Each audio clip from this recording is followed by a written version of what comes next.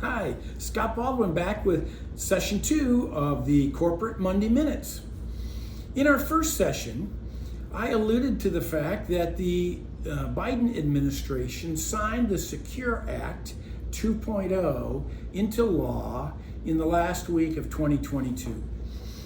Didn't spend much time on it, so today I thought that I would highlight or at least indicate the top 5 provisions of that act so that you could get a little bit of an idea for both plan sponsors and plan participants. Number 1, the Secure Act made a huge enhancement to the tax credits available for small and medium-sized businesses for offering a qualified retirement plan for their employees. If you're not receiving those tax credits, we ought to talk about what you need to do to qualify for them. Number 2, there were significant changes to the required minimum distribution rules that will affect you and your participants. Historically, that age had increased slowly. As of last year, when we were 72, we could receive our required minimum distributions. Starting on January 1st of 73, we no longer need to take those distributions until we're 73.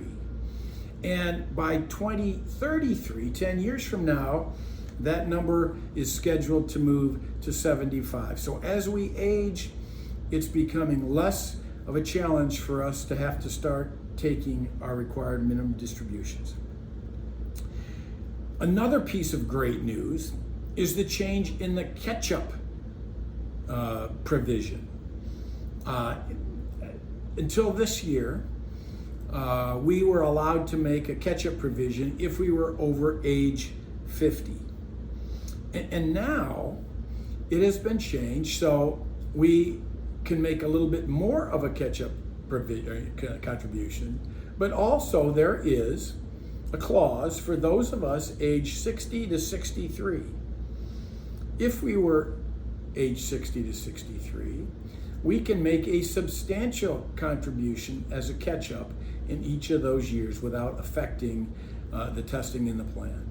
So that's a big thing for plan sponsors and plan participants. Here's one kind of on the other side.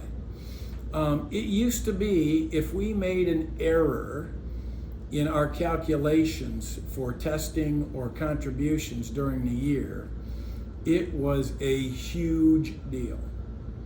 Well, now the IRS has been directed that those violations, if they're inadvertent, can be self-reported and self-corrected without submitting to the IRS. For those of you plan sponsors who have seen that issue before, that is a big darn deal. And finally, huge changes to matching employer contributions, including ability to match student loan repayments, ability to match emergency savings accounts for participants. That's 5 of the 92 provisions that are available in the Secure Act. We hope that you'll reach out to us at Baldwin Capital to help walk you through those and that you'll enjoy those as improvements in the future.